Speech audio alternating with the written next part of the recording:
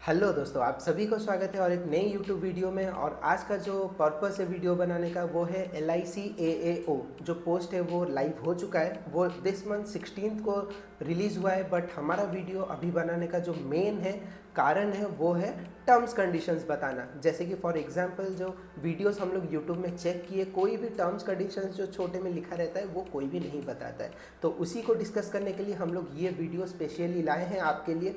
जो आप जब अप्लाई करते हैं तो इसमें टर्म्स कंडीशंस क्या रहता है, लाइक बॉन्ड वगैरह, वो हम लोग बेसिकली डिस्कस करेंगे। और एग्ज़ाम कब है, क्या चार्जेस है और क्या क्या टर्म्स कंडीशंस है, वो सब हम लोग डिस्कस करेंगे। So without wasting time let's get started.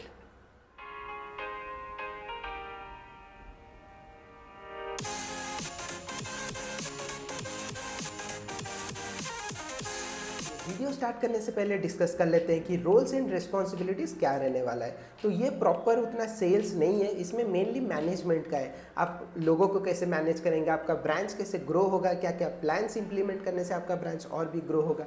तो यही सब बेसिकली मैनेजमेंट का जो चीज़ है वो रहने वाला है। तो आगे डिस्कस कर लेते हैं क्या टिप्स एंड ट्रिक्स रहेगा, या फिर क्या आपको टर्म्स कंडीशंस रहेगा और कैसे कैसे स्टेप्स फॉलो करके आप अप्लाई कर सकते हैं। तो फर्स्ट जो हम लोग बात करने वाले हैं वो है टोटल नंबर ऑफ़ वैकेंसीज़। तो टोटल नंबर ऑफ़ वैकेंसीज़ जो है वो 350 सीट्स रहने वाला है। और उसमें फर्दर सेग्रीगेशंस भी है जो कि डिस्कस कर लेते हैं। SC कैंडिडेट्स के लिए 51 सीट्स है, और उसके बाद ST कैंडिडेट्स के लिए 22 सीट्स है, और उसके बाद OBC जो है अदर बैकवर्ड कास्ट उनके लिए 88 सीट्स है, और EWS के लिए 38 और अनरिजर्व्ड के लिए 142 है। तो ऑल टोटल जो होता है वो 341। उसके बाद आता है PWBD जो कि डिसेबल जो स्टूडेंट्स हैं उनके लिए, जो LD है वो 4 है, VI वो 4 है, HI जो 3 है, और ID/MD उनके लिए भी 3 है। तो ये जो सब आप रेफ़र कर सकते हैं, जो कि आपका स्क्रीन में अभी डिस्प्ले हो रहा होगा। हम लोग बात करेंगे जो सेकंड है वो बेसिकली जो स्केड्यूल ऑफ इवेंट्स है उसके बारे में बात करेंगे। तो ये जो फर्स्ट, जैसे कि हमने आपको बताया 16th of this month start हुआ है, और इसका जो लास्ट डेट है वो 8th ऑफ नेक्स्ट मंथ है, जो कि सितंबर है। लास्ट है 8, और उसके बाद जो इसका एडमिट कार्ड आएगा वो 9 डेज़ बिफोर आएगा, या फिर 7 डेज़ मैक्सिमम आप पकड़ सकते हैं। 7 डेज से बिफोर कैसे भी हो आ जाएगा। और ऑनलाइन जो एग्ज़ाम रहेगा इसका जो फर्स्ट प्रीलिम्स है वो 3 अक्टूबर को रहेगा, 3/10/2025। और उसके बाद जो मेंस एग्ज़ाम है, मेंस एग्ज़ाम्स रहेगा आपका फिर नेक्स्ट मंथ 8/11। तो इस हिसाब से आप अपना जो प्लानिंग है वो आप कर सकते हैं।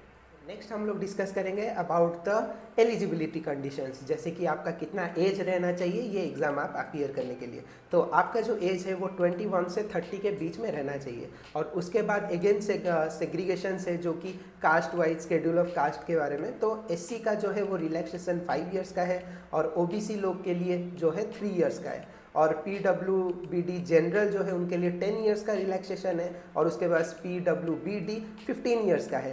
देन अगेन OBC का जो है PWBD OBC का वो अगेन 13 ईयर्स है, और एक्स सर्विसमैन 5 ईयर्स, और बाकी और भी है जो कि आप रेफ़र कर सकते हैं।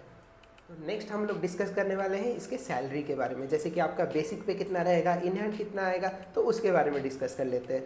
तो इसका जो बेसिक है वो 88,635 रहने वाला है, और आपका जो इन हैंड आएगा ऑल टोटल सब अलाउंसेस मिलके वो है 1,26,000। तो ये बहुत ही एक अच्छा हो जाता है एक कैंडिडेट के लिए जो कॉम्पिटिटिव के लिए प्रिपेयर कर रहा है। तो 1,26,000 जो है ऑल टोटल रहेगा इसका अलाउंसेस विथ बेसिक पे, और जो नॉर्मल बेसिक है वो 88,635 है। ये सेगमेंट में हम लोग बात करेंगे अबाउट प्रोबेशन। तो आप जब जॉब ज्वाइन करेंगे तो ऐसा नहीं है कि आपको फर्स्ट डे से ही परमानेंट एम्प्लॉय बना दिया जाएगा। काइंड ऑफ परमानेंट, बट आप प्रोबेशन पीरियड में रहेंगे फॉर 1 ईयर। अगर 1 ईयर में आप अच्छा परफॉर्म करते हैं then only it will be extended further, या फिर आपका जो ये टर्मिनेट भी हो सकता है। तो प्रोबेशन पीरियड जो है वो 1 ईयर का रहने वाला है। You will be probationary officer till then. उसके बाद जो है आप प्रॉपर एक officer permanent employ of LIC कहलाएंगे। तो अब हम लोग डिस्कस करने वाले हैं मेन जो टर्म्स एंड कंडीशंस जिसके बारे में मैं आपको बता रहा था। तो आप अगर ये जॉब अप्लाई कर देते हैं और आपका जॉब हो भी जाता है तो आपको ये जानना बहुत ज़रूरी है कि इसमें बॉन्ड क्या रहता है। तो इसमें बॉन्ड जो है वो टोटल 4 इयर्स का रहता है। आपको 4 इयर्स मिनिमम आपको जॉब करना पड़ेगा। अगर वो अपने तरफ से नहीं निकालते हैं तो, अगर अपने तरफ से निकाल देते हैं then it's a different case. अगर आप अपना खुद से अपनी मर्जी से आप छोड़ते हैं विद इन 4 इयर्स तो आपको 5 लाख रुपीज़ का जो है वो पे करना पड़ेगा, जो कि आप इधर रेफ़र कर सकते हैं। तो ये सेगमेंट में हम लोग बात करने वाले हैं कि ये एप्लीकेशन फिल करने के लिए कितने क्या चार्जेस है। तो इसमें चार्जेस जो है बेसिकली SC ST और PWBD उनके लिए सेम है 85 rupees plus transaction charges plus GST, जो कि ऑल टोटल आएगा 101 रुपीज़ या फिर 101 इसके बीच में ही रहेगा। और जो जनरल कैंडिडेट्स के लिए है वो है 700 प्लस GST। तो और उसके साथ ट्रांजैक्शन चार्जेस भी ऐड होगा, तो जिसका आप अप्रॉक्सीमेटली लगा सकते हैं 750 टू 760 रुपीज़ जो है चार्जेस रहने वाला है। जब तक आप ये चार्जेस पे नहीं करते हैं आपका एप्लीकेशन सक्सेसफुली सबमिट नहीं होगा। इवन आपका अगर लिखता भी है कि सक्सेसफुली सबमिटेड बट आपका पेंडिंग रहेगा ट्रांजैक्शन चार्जेस के लिए, तो ये जब आप पे कर देते हैं उसके बाद ही आपका सक्सेसफुली हो जाता है सबमिट और आप अपना जो फॉर्म है वो डाउनलोड भी आप कर सकते हैं। ये सेक्शन में हम लोग बात करने वाले हैं कि आप जो एग्ज़ाम का सिलेबस कैसे पोर्शंस डिवाइडेड रहेंगे, तो जो कि आप इधर से रेफरेंस कर सकते हैं, जो कि है name of the test reasoning ability जो है फर्स्ट रहने वाला है वो है नंबर ऑफ क्वेश्चंस आपका 35 रहेगा और मार्क्स भी 35 रहेगा। क्वांटिटेटिव एप्टीट्यूड वो भी 35, मार्क्स भी 35 और उसके बाद इंग्लिश लैंग्वेज वो भी 30, मार्क्स भी 30, जो कि all total comes down to 100 और क्वेश्चंस रहेंगे और उसके बाद जो मार्क्स रहेंगे वो 70 मार्क्स का रहेंगे।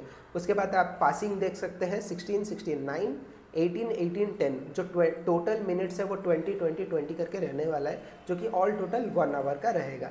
तो ऐसे इस हिसाब से आप प्रायोरिटी करके आप कर सकते हैं, जैसे कि रीजनिंग एबिलिटी और क्वांटिटेटिव एप्टीट्यूड वो 30-35 है जो मैक्सिमम मार्क फेचिंग पार्ट है। सेकेंड डिस्कस करते हैं जो कि मेंस एग्जाम का होगा। जो मेंस एग्जाम का होगा वो टोटल मैक्सिमम मार्क्स होगा 300 और क्वेश्चंस रहने वाला है 120। तो इसको फर्दर सेग्रीगेट कैसे करते हैं, जैसे कि रीजनिंग एबिलिटी में 30 रहेगा, देन जनरल नॉलेज में 30 रहेगा, then data analyst and interpretation वो रहेगा 30, insurance and financial market awareness वो भी रहेगा आपका 30। तो ऑल टोटल ये 120 हो गया। इसमें मैक्सिमम मार्क्स जो है वो फर्स्ट का 90, 60, 90, 60 ऐसे सेग्रीगेटेड है, जो कि टोटल 300 का रहेगा, जो कि आप रेफर कर सकते हैं। देन सेम इस तरफ जब आएंगे हम लोग इंग्लिश का जो है 2 क्वेश्चंस रहने वाला है और जो मार्क्स है वो 25 का रहने वाला है। तो इसके बाद इंग्लिश हिंदी 40, 27, 40, 27 जो मिनिमम क्वालिफाइंग मार्क्स आपका रहेगा फॉर द मेंस एग्जामिनेशन। और उसके बाद जो मिनट्स है वो 40 मिनट्स, 20 मिनट्स, 40 मिनट्स, 20 मिनट्स, तो ऐसे रहेगा जो ऑल टोटल 2 आवर्स का रहेगा। और इंग्लिश का जो डिस्क्रिप्टिव जो है वो 30 मिनट्स का है, तो वो 2 क्वेश्चंस के लिए आपको 30 मिनट्स मिलेगा क्योंकि आपको लिखना पड़ेगा वो सेक्शन में। अभी बात कर लेते हैं गाइडलाइंस के बारे में। जब एग्जामिनेशन सेंटर पहुंचेंगे तो आपको एक वैलिड जो ओरिजिनल कॉपी है प्रिंट वो लेना पड़ेगा ऑफ द एडमिट कार्ड, और उसके साथ आपका एक वैलिड ID प्रूफ और एक बैकअप के लिए एक passport photo colour print out आपको लेके साथ में जाना पड़ेगा। फेज 3 रहेगा वो आपका इंटरव्यू का रहेगा। तो आपका जो पर्सनल अपीयरेंस कैसे है, एटीट्यूड कैसा है टुवर्ड्स द पर्सन्स एंड आप कैसे मैनेज कर पाएंगे, तो ये आपका फेज 3 रहने वाला है जो कि इंटरव्यू। पोर्शंस में हम लोग डिस्कस करेंगे कि आपको क्या क्या चीज़ें साथ में रखना है बिफोर फिलिंग दिस फॉर्म। तो जो कि आपको पहले रखना है, एक फ़ोटोग्राफ आपका रखना है और एक लाइव फ़ोटो भी कैप्चर होगा। तो ये 2 हो गया जो कि आपको KB के अंदर रखना है, 20 to 50 KB के अंदर आपका रहना चाहिए जो फोटोग्राफ आप अपलोड करोगे, और जो कैप्चर करोगे वो ऑटोमेटिकली उसके एल्गोरिदम के हिसाब से वो लोग एडजस्ट कर लेंगे। तो नेक्स्ट आपको एक सिग्नेचर रखना है, एक वाइट पेपर पे आपको सिग्नेचर करके उसको पिक्चर क्लिक करके आपको रखना है अपने साथ में, और लेफ्ट जो थंब है उसका भी एक प्रिंट लगेगा तो वो भी आप साथ में रख लीजिए। और नेक्स्ट जो है एक हैंड रिटन डिक्लेरेशन, तो इधर से आप कर सकते हैं जो आपको डिक्लेरेशन क्या क्या लगेगा, तो इधर से आप लिख के वो सेम एक वाइट पेपर में लिख सकते हैं, और इसका जो पिक्चर है वो आपको अपलोड करना है। इसमें ब्लू या ब्लैक का कुछ रेस्ट्रिक्शंस नहीं है, बट इसमें आपको एक ध्यान रखना है कि पूरा ब्लॉक लेटर्स में नहीं रहना चाहिए। जैसे कि आप नॉर्मली राइट करते हैं, फर्स्ट स्टार्टिंग जो है वो कैपिटल लेटर्स, उसके बाद स्मॉल लेटर्स, जो एक रेगुलर राइटिंग में वो रहना चाहिए। और उसके बाद जो है नेसेसरी डॉक्यूमेंट्स रीडिंग, जो कि हम लोग बात किए, और ऑनलाइन पेमेंट के लिए भी आप तैयार रहिएगा, क्योंकि लास्ट जो स्टेप में वो ऑनलाइन पेमेंट के लिए आपको पूछेगा। तो चलते हैं नेक्स्ट स्टेप की ओर। जैसे कि केबी के बारे में बात कर रहे थे, तो इधर आप रेफरेंस कर सकते हैं, जैसे कि सब केबीज मेंशन्ड है, आप इसको पॉज करके आराम से देख सकते हैं। जो कि आपका सिग्नेचर का रहना चाहिए वो अराउंड 10 to 20 KB रहना चाहिए। देन जो थंब इम्प्रेशन है वो 20 to 50 रहना चाहिए KB, और उसके बाद हैंड रिटन जो है वो 50 to 100 KBs के बीच में रहना चाहिए। यही सब था जो कि आपको फॉलो करना है, और ये पूरा इन डिटेल है। आपको अगर और डिटेल्स में जानना है तो ये टोटल 15 पेजेस का एक बहुत ही लंबा सा है, जो कि आप रेफ़र कर सकते हैं। मैं डिस्क्रिप्शन में उसका लिंक दे दूंगा, और अप्लाई करने के लिए वो भी लिंक मैं आपको नीचे दे दूंगा। तो डिस्क्रिप्शन से आप ये जो एडवर्टाइजमेंट है वो देख सकते हैं, एज वेल एज आप एप्लीकेशन जो अप्लाई करना है वो लिंक पे भी आप जा सकते हैं।